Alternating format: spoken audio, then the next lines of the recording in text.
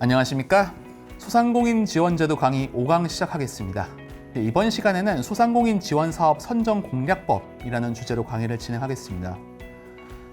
제가 뭔데 이런 강의를 진행할 수 있겠냐라고 궁금증이 좀 있으실 텐데요. 저 같은 경우 이제 거의 9년 전에 이제 첫 사업을 시작을 해서 지금까지 10개가 넘는 사업체를 설립해서 그 중에 몇 개는 망했고 몇 개는 지금까지 살아남아서 운영을 하고 있는데요. 저희 같은 경우는 이제 다양한 사업체가 있다 보니 그 사업체에 알맞는 정말 다양한 지원 사업들의 지원을 해왔었고 지금까지 약 5억 원 정도가 넘는 그런 정부 지원 사업을 받아왔습니다.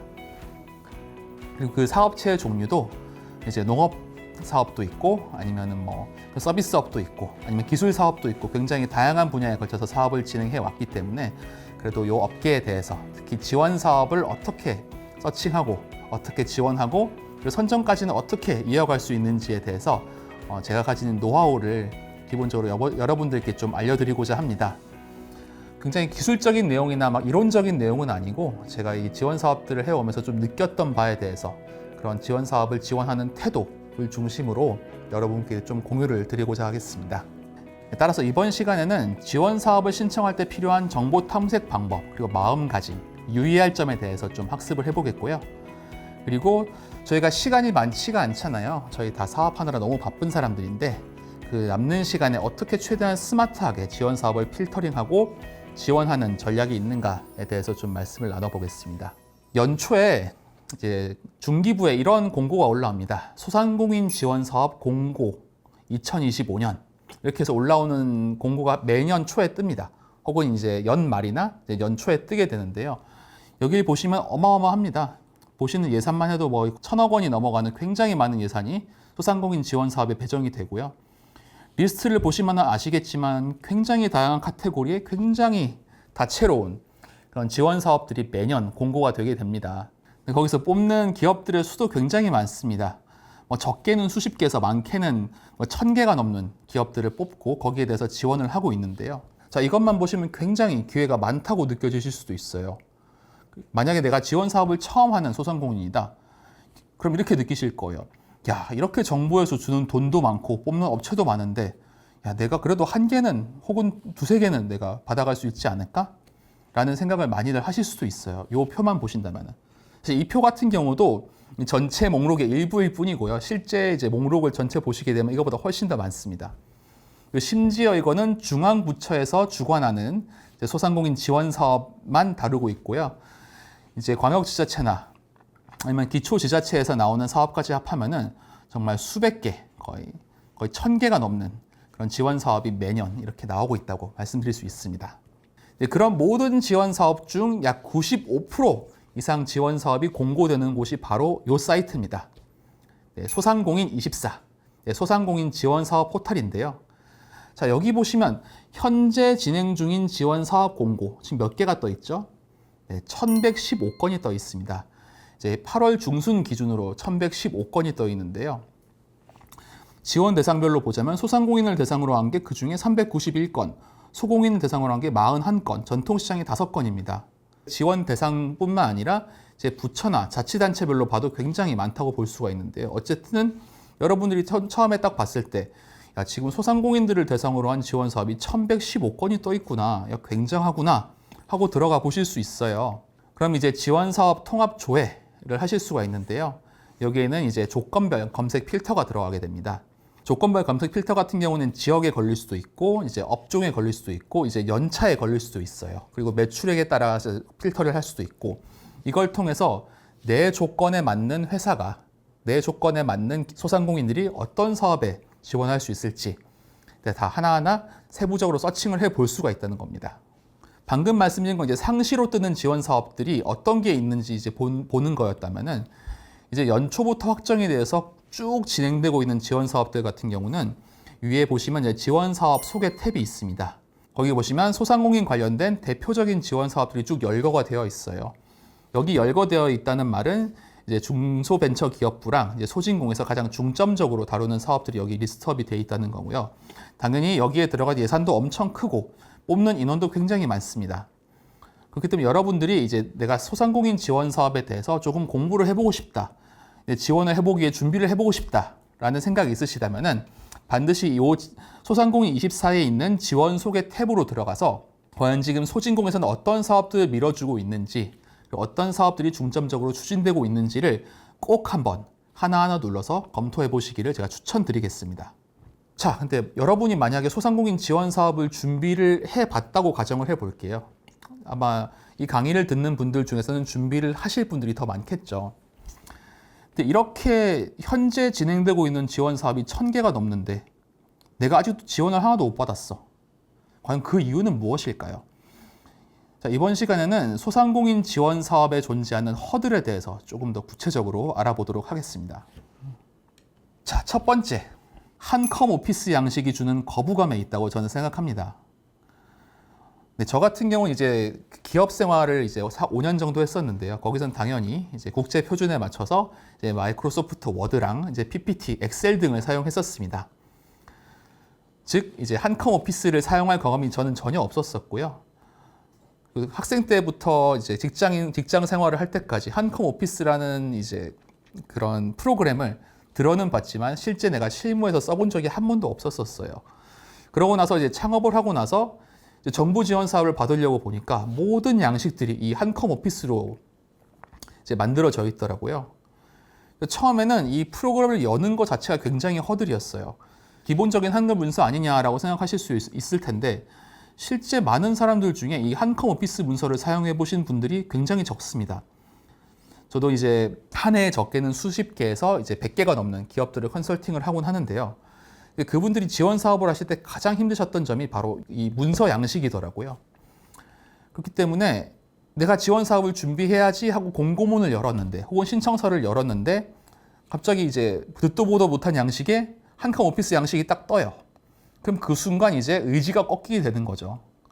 지금 여기는 이제 빈 화면만 있지만 제가 뒤에서 보여드릴 이제 실제 신청서 양식을 보시게 되면은 생각보다 굉장히 복잡하고 야 이걸 어느 세월에 다 쓰냐 어떻게 내가 구성을 해야 될까 막막하게 됩니다. 이제 그런 이제 양식에서 오는 심리적 허들이 제가 생각하는 지원 사업에 지원하는 것을 어렵게 만드는 요인 중 하나라고 생각합니다. 자, 여기는 이제 제가 말씀드렸듯이 이제 왼쪽이 정부에서 공고를 하는 양식이고 오른쪽이 제가 그걸 직접 이제 다양한 이미지와 텍스트로 채운 형식입니다. 여러분들 한번 보세요. 왼쪽에 있는 양식만 보고 오른쪽 같이 작성하는데 얼마만큼 시간이 들어갈까요? 사실 뭐 텍스트만 채우는 건 어려운 일이 아니에요. 그냥 내가 가지고 있는 생각들, 내가 가진 계획들을 글로 옮기는 거는 어느 정도의 최소한의 교육만 받으신 분들이라면 어렵지 않게 할 수가 있습니다. 근데 그거를 정부 지원 사업이라는 양식에 맞춰서 그리고 틀에 맞춰서 규격을 갖춰서 격식을 갖춰서 텍스트를 정리하고 요약하고 거기에 맞는 도표를 만들고 이미지를 그려 넣는 것은 굉장히 어려운 일입니다. 저 같은 경우는 맨 처음 정부 지원 사업을 넣었을 때 거의 7년쯤 됐죠. 그때 양식을 보고 5장짜리 그 분량의 양식이었는데요. 그걸 만드는데 3주가 걸렸습니다. 5장짜리 분량을 채우기 위해서 저는 처음에 30장짜리 텍스트를 썼었어요. 그 텍스트 중에 필요 없는 부분은 걸러내고 엑기스만 정리하고 요약하고 그리고 요약된 텍스트를 바탕으로 거기에 맞는 도표를 만들고 이미지를 찾아 놓고 이제 그 모든 과정을 하는데 거의 3주가 걸렸더라고요. 저는 심지어 그 회사 생활을 할 때도 이제 문서를 다루는 일을 굉장히 많이 했어가지고 문서 작성에는 일가견이 있다고 생각했음에도 불구하고 그 정도가 걸렸을 텐데요. 만약에 그런 경험이 없으신 채로 그런 정부에서 제공하는 생전 처음 보는 양식을 받아봤을 때 사장님들께서 아마 처음에 되게 힘드실 거예요. 앞서 말씀드렸듯이 양식 자체도 난해하지만 그걸 채워넣는 일 또한 굉장히 처음에는 어렵습니다. 그리고 앞서서 말씀드렸듯이 지금 소상공인 24 들어가시잖아요. 지금 공고가 1115건이 더 있습니다. 물론 그 중에 이제 상당수는 나와 관련 없는 공고겠지만 나와 관련 있는 공고만 추리더라도 최소 100건은 되겠죠. 근데 이렇게 수많은 정보들이 공지되지만 저희는 잘 알아보지 않습니다. 그 왜 그럴까요? 네, 사실 이거는 제가 생각하기에는 습관화가 안 돼 있어서 그래요. 습관화가. 왜냐면 사업하시는 분들 얼마나 바빠요. 가게 하시는 분들 새벽까지 출근해서 가게 준비하고 손님들 오시면 손님 응대하고 요식업이라면 계속 요리하고 캐셔 보고 서빙하고 이 모든 과정을 거치고 나면 이제 밤이 되죠. 밤이 되면 또 가게 정리하시고 집에 돌아오시면 녹초가 됩니다. 이미 체력적으로 정신적으로 굉장히 피로해져 있는 상태에서 지원 사업을 알아보겠다고 매일매일 여기 들어가서 뜨는 공고를 체크한다? 절대 쉽지 않습니다. 저 같은 경우도 그랬어요. 사업 초기에 너무 바쁘잖아요. 너무 바쁘고 해야 될 게 많은데 이 지원 사업까지 하나하나 챙겨보는 게 쉽진 않았어요. 왜냐하면 이 지원 사업이란 거는 이게 없으면 내가 죽는 게 아니거든요. 이게 있으면 좋지만 이게 없다 그래서 내가 사업을 하는데 불가능한 일이 생기는 건 아니거든요. 그렇기 때문에 저도 습관화들이는 걸 처음에 굉장히 노력을 해서 진행을 했었습니다. 그래서 일주일에 한 번은 제가 루틴을 정해놓고 금요일 아침이든 월요일 아침이든 정해놓고 들어가서 항상 나와 관련 있는 새로운 정보들이 뭐가 있는지 이제 엑셀로 다 정리를 하고 그걸 내부적으로 검토한 후에 이제 지원할지 안 할지 이제 그거를 이제 결정을 해서 지원 사업에 지원을 했었는데요. 문제는 이렇게 지원을 결심하더라도 처음에 사업 계획서 쓰는 거 굉장히 오래 걸리더라고요. 그러다 보니까 처음 쓸 때 3주씩 걸리고 두 번째 쓸 때는 2주씩 걸리고 근데 이게 세네 번째 넘어가면서부터 점점 탄력을 받아서 나중에는 한 2, 3일이면은 지원 사업 하나당 제가 사업 계획서를 작성해서 이제 제출할 수 있는 그런 수준까지 왔습니다. 그러다 보니 이제 몇 년이 지난 후에는 이제 꽤 큰 규모의 문서라도 그냥 하루 이틀이면 열심히 제안서를 써서 제안을 하고 거기에 이제 선정 확률까지도 굉장히 높아지는 이제 그런 이제 단계까지 올라와 있는데요. 여기서 한 가지 다행인 점 말씀드리겠습니다. 제가 앞선 챕터에서 설명드렸다시피 소상공인과 스타트업은 겹치는 부분도 굉장히 많지만 어떤 정부 지원 사업이라는 관점에서는 되게 다르게 취급되는 경우가 있습니다. 특히 스타트업 같은 경우는 물론 소상공인의 형태를 띨 스타트업도 굉장히 많습니다. 그리고 많은 스타트업들이 법적으로는 소상공인에 분류가 되는 경우가 되게 많고요. 하지만 스타트업들 같은 경우는 주로 새로운 비즈니스 모델이나 기술 혁신을 바탕으로 하고 있기 때문에 소상공인 지원 사업에 신청을 하면 신청이 잘 안 되고요. 소상공인들 같은 경우는 스타트업 지원 사업에 신청을 하면 신청이 잘 안 돼요. 그렇기 때문에 어느 정도 리그가 나눠져 있다고 말씀드릴 수 있어요. 근데 저 같은 경우는 한 80% 정도는 이제 스타트업 지원 사업을 주로 썼었거든요. 근데 다행히도 소상공인 지원 사업의 사업 신청서와 스타트업 지원 사업의 사업 신청서의 분량과 난이도 자체가 많이 다릅니다.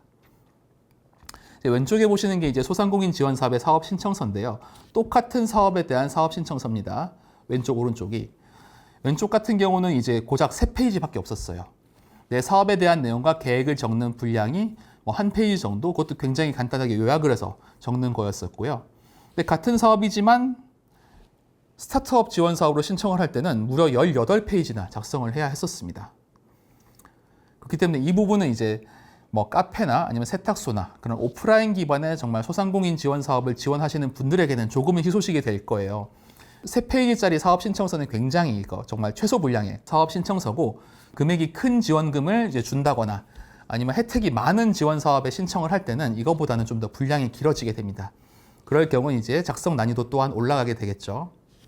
자, 그럼 이 수많은 지원 사업들 중에 내가 써서 유리할 사업이 뭔지, 나한테 맞는 사업이 무엇인지 그 필터링하는 법에 대해서 좀 알려드리겠습니다. 자, 먼저 살펴볼 건 지역 제한입니다. 제가 앞선 챕터에서도 말씀드렸지만 중앙정부에서 주관하는 지원 사업과 안양시에서 주관하는 지원 사업이 있다고 했을 때 어떤 지원 사업에 신청하는 것이 선정 확률이 높을까요? 당연히 안양시겠죠. 왜냐? 이거는 안양시에 있는 기업들끼리만 경쟁을 하기 때문이에요. 그렇기 때문에 그게 안양시가 됐건 경기도가 됐건 어쨌든 전국 단위 지원 사업에 지원하는 것보다 지자체, 광역지자체, 기초지자체에서 지원하는 사업에 지원하는 것이 아무래도 선정 확률이 높다고 볼 수가 있겠죠. 그렇기 때문에 내가 지원하는 사업에 지역 제한이 있는지 이건 반드시 확인을 해주시면 좋고요. 그 다음에 이제 분야나 규모에 대한 제한이 얼마나 있냐입니다. 당연히 모든 사업은 그 특정 업종에 속하게 됩니다. 그리고 지원 사업마다 특정 업종에 속하는 기업만 지원할 수 있는 사업들이 있어요. 그런 업종에 대한 허들이 있다면은 내 분야에 속한 기업들이 선정될 확률이 좀 더 높아지겠죠. 왜냐하면 업종 제한이 있다는 것은 다른 업종에 있는 경쟁자들은 들어올 수 없다는 거니까요. 세 번째는 좀 당연한 얘기일 텐데요. 당연히 혜택이 많고 특히 돈을 주는 자금 지원 사항이 있는 사업일수록 경쟁력이 높습니다. 네, 이거는 당연한 얘기니까 추가적인 설명을 생략하겠습니다. 그리고 네 번째 같은 경우에는 과거 수혜 이력이 있는 기관일수록 선정 확률이 높다는 것인데요. 제가 만약에 안양시에서 주관하는 지원 사업을 한 2번 정도 받았었어요. 그러면 안양시에서는 저를 알고 있겠죠. 아, 이 업체가 정말 열심히 지원을 하고 열심히 사업을 하는구나. 그렇기 때문에 이 업체가 세 번째 지원 사업에 신청할 때도 그런 부분들이 정성적으로 고려될 요소가 있다. 그렇게 말씀드릴 수 있겠습니다. 그럼 지원 사업 신청 시 유의할 점에 대해서 간단히 말씀드리겠습니다. 네, 먼저 첫 번째는 중복수혜 규정입니다. 내가 A 사업에 지원을 받았을 경우 B, C 사업에는 지원을 받을 수 있는 제한 사항이 일부 존재할 수도 있습니다. 따라서 사업 신청을 할 때 내가 A라는 사업에 신청해서 선정이 됐을 때 어떤 사업들을 지원을 받지 못하는지, 어떤 사업들로부터 배제되는지 그런 항목들을 반드시 숙지하는 것이 굉장히 중요합니다. 두 번째는 가점 항목을 챙기는 건데요. 워낙 들어오는 기업들이 많습니다. 경쟁사가 많은 만큼 가점 항목에서 1, 2점이 굉장히 중요한 경우가 많습니다. 물론 이 가점 항목을 갖추기 위해서 시간과 돈을 들여서 이제 그걸 챙길 필요는 없겠지만 서류 몇 번으로, 온라인 클릭 몇 번으로 간단하게 갖출 수 있는 조건은 미리미리 준비해두면 좋습니다. 세 번째는 사업 계획서를 표준화하는 일입니다. 사실 사업 신청서가 조금씩 다르긴 하지만 전체적으로 봤을 때 비슷하게 그런 사업 신청서가 구성이 됩니다. 따라서 내가 처음에 사업 신청서를 정말 솔리드하고 단단하고 굉장히 꼼꼼하게 구성을 해놓으면은 이 자료를 기반으로 A라는 사업에도 쓰고 B라는 사업에도 쓰고 굉장히 다양한 사업에 활용이 가능합니다. 그렇게 되면 당연히 사업계획서 작성에 드는 시간이 굉장히 줄어들 수가 있겠죠. 네 번째는 지자체건 아니면 광역지자체건 작은 사업이라도 선정이 돼서 이런 주관기관 혹은 지자체와 관계를 형성하는 것이 굉장히 중요합니다. 왜냐하면 내가 선정된 프로그램에 열심히 참여하고 좋은 태도를 보인다면 그 기관의 담당자가 저를 당연히 좋게 봐주겠죠. 그럴 경우 내가 이 기관에서 주관하는 다른 사업에 지원했을 때 좋은 인상을 받을 수 있고 그리고 다른 사업을 준비하는 과정에서 약간의 정보도 획득할 수 있다는 점이 있습니다. 그렇기 때문에 꼭 돈을 주지 않더라도 여기서 진행하는 사업이라면 일단 지원하고 보자. 그리고 지원돼서 선정이 된다면은 정말 열심히 참여를 하자 하는 게 이제 추천 사항입니다. 그리고 마지막으로는 결국 진정성이 굉장히 중요하다고 말씀을 드릴 수 있습니다. 여러분들을 심사하는 심사위원들은 이 일을 전문적으로 하시는 분들이에요. 1년에 수십 개에서 수백 개의 기업을 심사를 해왔고요. 그러다 보니까 솔직한 말씀으로는 신청서를 딱 보는 순간 이 기업이 얼마나 진정성을 가지고 신청서를 작성했는가가 느껴집니다. 따라서 그냥 한번 지원해 본 기업과 정말로 본 사업을 통해 성장할 수 있는 기업들을 보는 안목이 있으신 분들이기 때문에 그냥 쓰실 때 그냥 한번 써봐야지라고 쓰면은 보통 떨어지더라고요. 여러분 인디안 기후제라는 말을 들어보셨을 거예요. 이제 인디안들은 가뭄일 때, 비가 내릴 때까지 기후제를 지내죠. 언제까지 기후제를 지내냐? 바로 비가 올 때까지 기후제를 지냅니다. 저는 정부 지원 사업이 그와 유사한 점이 있다고 생각을 해요. 제가 이제 보통 1년에 정부 지원 사업을 한 40개에서 50개 정도 썼는데요. 그 중에 보통 한 3, 4개가 됐습니다. 적으면 한두 개가 될 때도 있었고 그만큼 제가 정부 지원 사업에 대해 잘 알고 심사위원으로 들어가고 경험이 풍부함에도 불구하고 정부 지원 사업에 선정되는 건 쉬운 일이 아닙니다. 특히 이제 돈을 주는 사업 같은 경우는 더욱더 쉬운 일이 아닐 텐데요. 여러분들이 그때 가져야 할 마음가짐은 뭐냐? 비가 올 때까지 기후제를 지내는 인디안과 같이 내가 지원서 한 번 낼 때마다 이번 사업 꼭 돼야지, 이번 사업은 반드시 선정돼야 돼 라는 생각과 집착을 버리셔야 됩니다. 그냥 무념무상으로 비 올 때까지 나는 지원을 하겠습니다 라는 태도를 가지고 계속 지원을 하시게 된다면 언젠가 비가 내릴 거라고 저는 믿습니다. 네, 그럼 마지막으로 요약 한번 가겠습니다. 소상공인 지원 사업 보시려면 어디로 들어가야 된다? 바로 소상공인 24 포털에 들어가셔야 됩니다. 거기에 대한민국 소상공인 관련 지원 사업의 90% 이상이 공지가 됩니다. 여러분들이 지원 사업을 하시겠다? 여기만 들어가셔도 사실 큰 문제는 없습니다. 다만 이제 소규모 지자체에서 진행하는 사업들 같은 경우는 안 올라오는 경우도 있으니까 그거 같은 경우는 이제 기초 지자체에서 운영하는 그런 플랫폼에도 체크를 해 보셔야 되고요. 네, 정부와 지자체에서 이런 홍보를 굉장히 많이 하기 때문에 정보도 넘쳐나고 사실 지원 사업도 굉장히 많습니다. 근데 말씀드렸듯이 아래 한글이라는 여러분들이 처음 보는 문서 양식과 그런 문서 작성에 드는 노력과 시간이 굉장히 어렵기 때문에 사업에 지원하는데 그게 큰 허들로 작용을 하고 있고요. 여러분들 지원 사업 받는 거 제가 추천드립니다. 그러기 위해서 이 강의를 찍는 거예요. 하지만 여기서 중요한 점은 뭐냐? 여러분들의 주된 일은 결국 사업을 운영하는 것입니다. 지원 사업도 좋지만 이 지원 사업을 지원하느라 내 사업 운영에 소홀해진다면 그건 당연히 좋은 일이 아니겠죠. 그렇기 때문에 최대한 효율적이고 스마트한 방식으로 나한테 알맞은 그리고 선전 확률이 높은 사업들을 위주로 준비를 하는 것을 제가 추천드리겠습니다. 네, 강의 듣느라 고생 많으셨습니다. 감사합니다.